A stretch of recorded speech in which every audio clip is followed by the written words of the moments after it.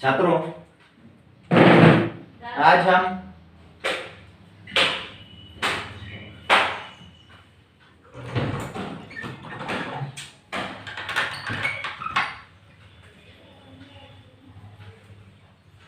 वाक्य में कर्ता, कर्म और क्रिया। तो कर्ता किसे कहते हैं? वाक्य में जो कार्य करने वाला होता है उसे हम कर्ता कहते हैं। जो कोई भी काम करने वाला, कार्य करने वाला होता है उसे हम कर्ता कहते हैं। जैसे विकास विद्यालय जाता है, यह हमारा एक वाक्य है। इसमें काम करने वाला जो है ये विकास है। जो भी हमारे वाक्य में काम करने वाला होता है, कार्य करने वाला होता है, उसे हम कर्ता कहते हैं। यानी कि विद्यालय में कौन जाता है? विकास जाता है। विद्यालय जाने का काम, जाना एक क्रिया हो गई। यह विद्यालय जाने का काम जो करता है या कार्य करने वाला जो होता है उसे हम विकास कहते हैं। विकास को हम कर्ता कहते हैं। दूसरे वाक्य में देखेंगे,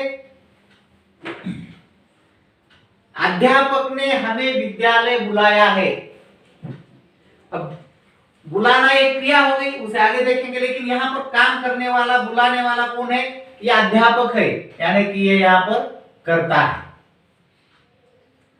इसी प्रकार से वाक्य में जो भी व्यक्ति काम करता है या वाक्य में जो भी कार्य करने वाला व्यक्ति होता है, उसे दर्शाने के लिए जिन शब्दों का प्रयोग किया जाता है उसे हम कर्ता कहते हैं। काम करने वाला, उसका नाम है कर्ता। उसके बाद जो आगे है उसे कर्म। अब कर्म किसे कहते हैं? कर्ता के क्रिया का फल जिस पर पड़ता है उसे हम कर्म कहते हैं। यानी कि कर्ता जो भी कार्य करता है उसका परिणाम जिस पर पड़ता है, जिस वस्तु या व्यक्ति पर पड़ता है, उसे हम कर्म कहते हैं। अब कर्ता कौन सा काम करेगा? समझो अध्यापक ने हमें विद्यालय बुलाया है। इस वाक्य में तो कोई कर्म नहीं है, पहले वाक्य में भी कर्म नहीं है। ठीक है, दूसरा देखेंगे, रमेश खाना खाता है। कर्ता आपकी समझ में आ गया। जो भी वाक्य में जो कार्य करने वाला होता है उसे हम कर्ता कहते हैं। उसी के साथ साथ काम करने वाले के या कार्य करने वाले के कार्य का प्रभाव या परिणाम जिसके ऊपर होता है उसे हम कर्म कहते हैं। जैसे यहाँ पर दिया है रमेश खाना खाता है। अब ये रमेश काम करने वाला है, यानी कि ये कर्ता हो गया। अब रमेश का परिणाम किस पर पड़ता है? ये खाना, और यहाँ का खाना ये हो गई क्रिया, यानी कि ये है उसका कर्म। बच्चे मैदान में फुटबॉल खेलते हैं। खेलने वाले कौन है? क्रिया करने वाले हैं बच्चे। बच्चों का परिणाम किसके ऊपर होता है? इस फुटबॉल पर, यानी कि फुटबॉल हो गया कर्म। अब यहाँ पर बच्चे फुटबॉल उसके साथ क्या कर रहे हैं? खेल रहे हैं, यानी कि इसका ये हो गया खेलना, ये हो गई क्रिया। इसी प्रकार से बर्फ गिरने लगा, जो कर्ता है, यहां पर तो कर्ता दिखाई नहीं देता। कुछ ऐसी भी क्रियाएं होती है जहां पर कर्ता दिखाई नहीं देता लेकिन कर्म होता है या वहां पर क्रिया घटित होती है, उसे हम क्रिया के अंतर देखेंगे।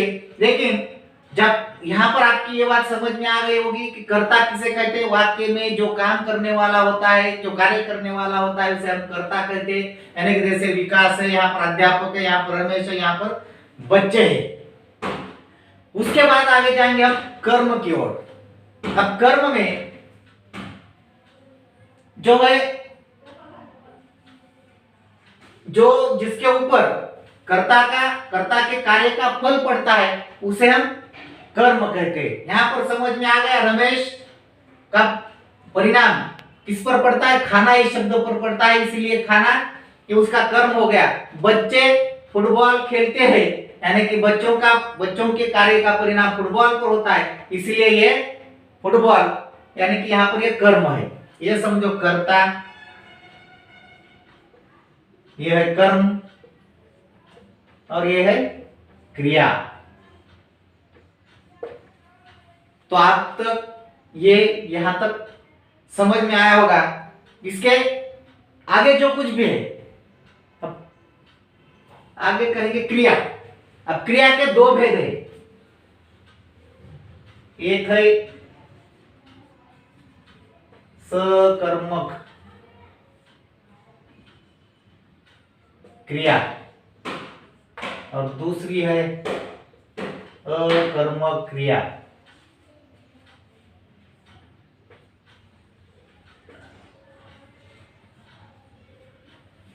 कर्ता समझ में वाक्य में जो काम करने वाला होता है उसे हम कर्ता कहते हैं।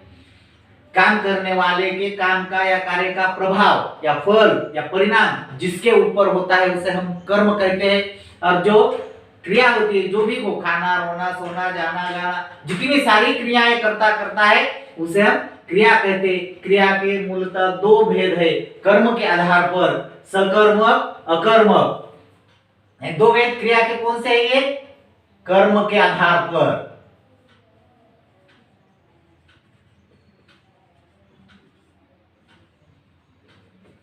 यानी कि वैसे तो क्रिया के 5 भेद है, एक सकर्मक, दूसरी अकर्मक, तीसरी संयुक्त, चौथी सहायक और पांचवी है प्रेरणार्थ क्रिया। लेकिन यहां पर हम सबसे पहले कर्म के आधार पर एक क्रिया के 2 भेद देखेंगे। अब यहां पर देखिए पहले वाक्य लिखकर रखे हैं। अब क्रिया किसे कहते हैं? ये हो गया। अब क्रिया, क्रिया किसे कहते हैं? जो भी क्रिया करने वाला हो या क्रिया होती हो, इसका बोध कराने वाले शब्द उसे हम क्रिया कहते हैं। कार्य होने के लिए या कार्य करने वाले के लिए जिन शब्दों का प्रयोग किया जाता है हम उसे क्रिया कहते हैं। अब इस पहले वाक्य में जाता, ये यहां पर क्रिया हो गई जाना। ये हो गई मुख्य क्रिया।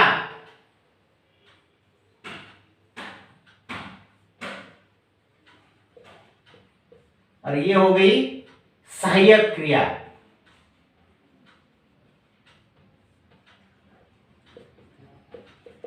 अब सहायक क्रिया किसे कहते हैं? जो मुख्य क्रिया के साथ आकर वाक्य को पूरा करने का काम करते हैं उसे सहायक क्रिया कहते हैं। ये आगे चलकर हम देखेंगे। संयुक्त क्रिया के बाद सहायक क्रिया है। सहायक क्रिया किसे कहते हैं? होना। ये हो गए, यानी दूसरे शब्दों में उसे कहते हैं कि वाक्य में के अंत में जो क्रिया आती है या जो शब्द आता है उसे हम सहायक क्रिया कहते हैं। यहाँ पर कौन सी क्रिया है? जाता, यानी कि जाना, ये यहाँ पर क्रिया है। ये इस वाक्य की मुख्य क्रिया है। अब हम 2 भेद देखने लगे, सकर्मक और अकर्मक। अब कर्म को पहचानने के लिए सबसे आसान तरीका है, कर्म को पहचानने के लिए कर्म लेकर हम प्रश्न कर सकते हैं। जहां पर प्रश्न का उत्तर आएगा वहां पर कर्म होगा। कौन से 2 शब्दों के साथ हम प्रश्न कर सकते हैं? क्या? और दूसरा शब्द है किसे। ज्यादा परेशान होने की आवश्यकता नहीं है।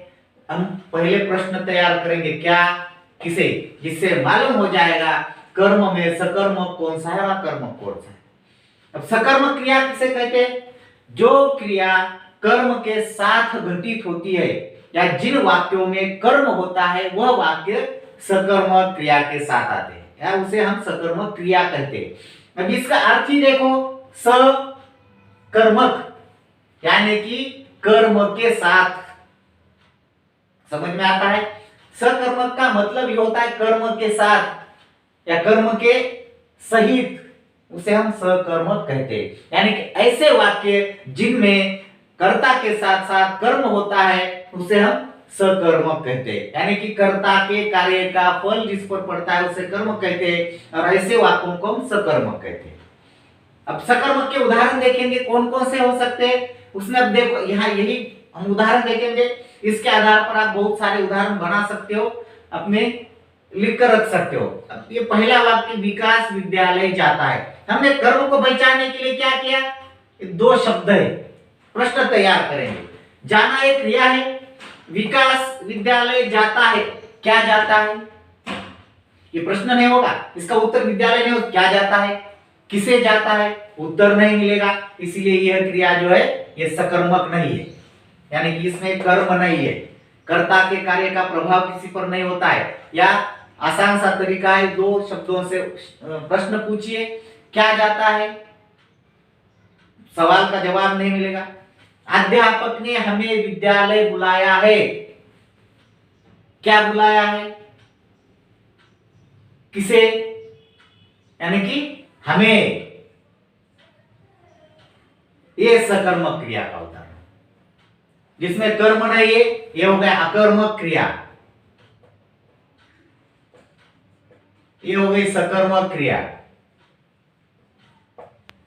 समझ में आता है। कर्ता के कार्य का फल जिस पर पड़ता है उसे हम कर्म कहते हैं। इस वाक्य में कर्ता के कार्य का फल किसी पर नहीं पड़ता, ये पहचानने के लिए हमने दो शब्दों का प्रयोग किया गया है। प्रश्न पूछिए, क्या या किसे। विद्यालय विकास जाता है, क्या जाता है, क्रिया के साथ सवाल किया, उत्तर नहीं मिला, अकर्मक क्रिया हो गई। क्रिया के साथ सवाल किया, किसे बुलाया, हमें बुलाया, प्रश्न का उत्तर मिल गया, हमें कर्म है, यानी कि सकर्मक क्रिया। क्या सभी छात्र विद्यालय से ही पढ़ाई करते हैं। देखो यहाँ पर कभी कभी ऐसा नहीं होता, जो शुरुआत में आ गया विकास, अध्यापक, रमेश, बच्चे, ये सब शुरुआत में आ गए, ये कर्ता हो गए। लेकिन यहाँ पर तो शुरुआत में कर्ता है ही नहीं। फिर यहाँ पर कर्ता, क्या सभी छात्र विद्यालय से ही पढ़ाई करते हैं। कभी कभी ऐसा होता है कि कर्ता बीच में भी होगा, छात्र, यानी कि इसका विषय हो गया। आप कहेंगे शुरुआत में नहीं आया, बीच में आ गया, कोई बात नहीं, फिर भी हमें समझना है कि इसमें कर्म है या नहीं। क्या सभी छात्र विद्यालय से ही पढ़ाई करते हैं, क्या करते हैं, ये पढ़ाई क्रिया। यहां पर देखो संयुक्त क्रिया का उदाहरण है, पढ़ाई, करना, होना। अब यहां पर प्रश्न हमने क्या किया है, क्या सभी छात्र विद्यालय से ही पढ़ाई करते हैं। अब ये कौन सा वाक्य है, सकर्मक है या अकर्मक है। क्या करते हैं, पढ़ाई करते हैं। प्रश्न का उत्तर आ गया, करते, यानी कि इसकी क्रिया हो गई करना। क्या करते हैं, सभी छात्र पढ़ाई करते हैं। यहां पर जो मुख्य क्रिया है, बुलाना मुख्य क्रिया, और यहां पर होना सहायक क्रिया। इसे हम सब बाद में इसके अगले वीडियो में इसका पूरा विस्तृत से इसकी जानकारी लेंगे, लेकिन यहाँ पर समझने के लिए आपको बता दिया गया है कर्म पहचानने का तरीका, किस प्रकार से सकर्मक, किस प्रकार से अकर्मक शब्दों क्रियाओं को हम वाक्य में पहचान सकते हैं। जिसमें कर्म है, कर्म के साथ जो है वह सकर्मक, जिसमें कर्म नहीं है या कर्ता के कार्य का प्रभाव कर्ता पर ही होता है उसे अकर्मक कहते हैं। इसके बारे में देखेंगे धीरे धीरे नीचे। इसी के साथ साथ हम जो ये वाक्य है, रमेश खाना खाता है, रमेश ये काम करने वाला है, यानी कि करता है। रमेश कौन सी क्रिया करता है, खाने की क्रिया करता है।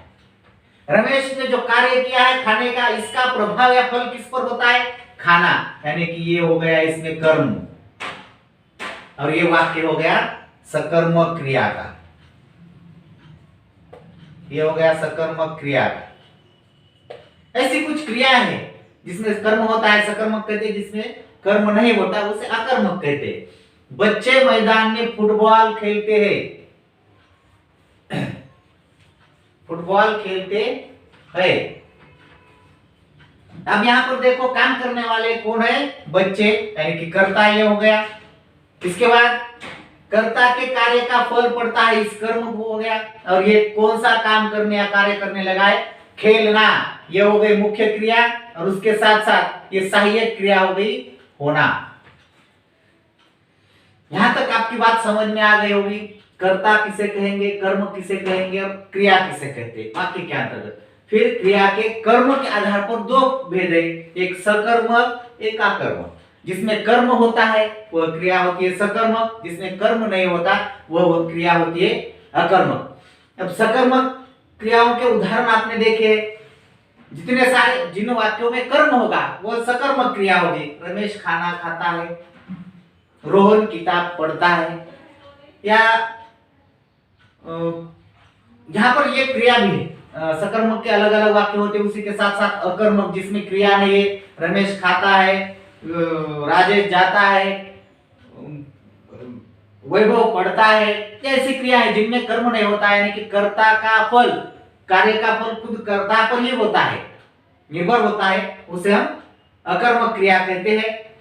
उसके बाद कहीं कहीं पर ये क्रियाएं ऐसी भी होती है, देखो बर्फ गिरने लगा, इसमें कर्ता नहीं है, यानी कि अपने आप ये क्रिया होती है।